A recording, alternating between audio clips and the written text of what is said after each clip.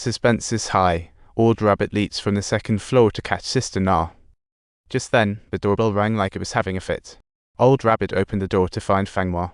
He yanked her inside while Sister Na seized the chance to slip out.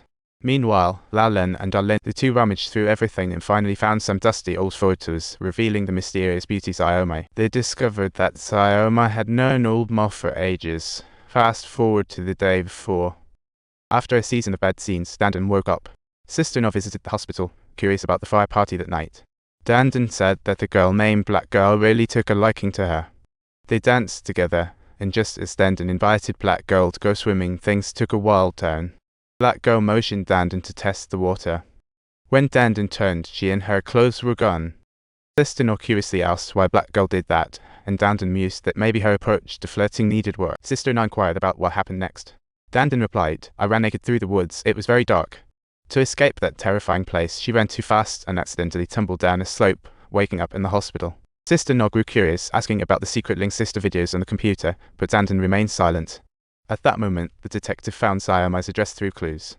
Ling stepped out and called Sister Na. Unfortunately, Old Rabbit had snatched away Sister Na's phone. When the call connected, he pretended to be a colleague of Sister Na. He said he could help pass a message if needed, with Sister Na right there aiding him. The mysterious woman had previously extorted Sister Hai. Perhaps they could snag some murder clues from her. Old Rabbit recalled eavesdropping in the surveillance room that day. He realized the mysterious woman Ling was after was probably the same one he hoped to help. After the call ended, Ling, undeterred, sent over Xiaomai's address and drove straight to the location. Once inside, she climbed the dark stairs, traversing a long corridor, only to bump into an ancient elevator. Dazed, she found herself tied up. Propping herself up, she asked about Xiaomai, but Xiaomai didn't know. She looked around. The warehouse walls plastered with clues and photos, even her and her family's info. Xiaomai asked her partner to step out. She wanted to have a chat alone with Ling. Once her partner left, Ling asked Xiaomai who she was. Sitting down, Xiaomai said her mother disappeared early. She wanted to know her mother's whereabouts, but her father only gave candy. Ling, unbinding the chains, said. Ling noted Xiaomai's father was Ma killed by him was her mother. Xiaomai nodded and softly remarked, standing. "Can you imagine how devastating it is for a 16-year-old to discover such a truth?" Later on, she had surgery. Only to find out her father wasn't even her biological dad. She longed to know who her real father was, which led her down this path. Poor old Mo still had no clue about he was merely a fling from her mother's past, completely unaware he had a daughter. Xiaomai approached Ling and squatted beside her. She confessed that after learning of her mother's death, she felt utterly alone in this world, until she met Ling. Old Rabbit shoved Xiaomai's partner aside and pulled the trigger, his furious roar echoing, sending tremors throughout the warehouse. Ling sprang up, trying to seize Old Rabbit's gun, but was thrown to the ground instead. At that moment, Xiaomai lunged at Ling, the bullet grazing her shoulder.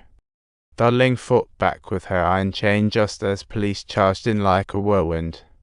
Sister Na moved in slow motion, suppressing her anger, saying, "Old Rabbit, you are under arrest." Next day, Ling visited Xiaomai asking about Ling's sister. Xiaomai shook her head, saying she didn't know. While searching for her dad, she found she had a brother and couldn't resist checking. Awestruck gaze. Ling asked if she had ever extorted Ling's sister. Xiaomai replied she had extorted many people, but never her own family. She hadn't planned to reveal it, but then someone hired her. Thinking her brother also deserved the truth, she took the job. Ling asked who had hired her, and Xiaomai mentioned it was the coach from the sports club. As Ling exited the room, Sister Na was busy making a call outside. The police in charge of cleanup discovered that someone had stolen Old Rabbit's handgun. Ling rushed to the club in her car. She found the coach and without hesitation clocked him with the right hook. The coach was left dazed. Confused, the coach asked if Ling had lost her mind. Ling shot back, questioning why he hired someone to dig up dirt on Ling's sister. The coach insisted that Ling's sister had stolen club money and was plotting to frame him.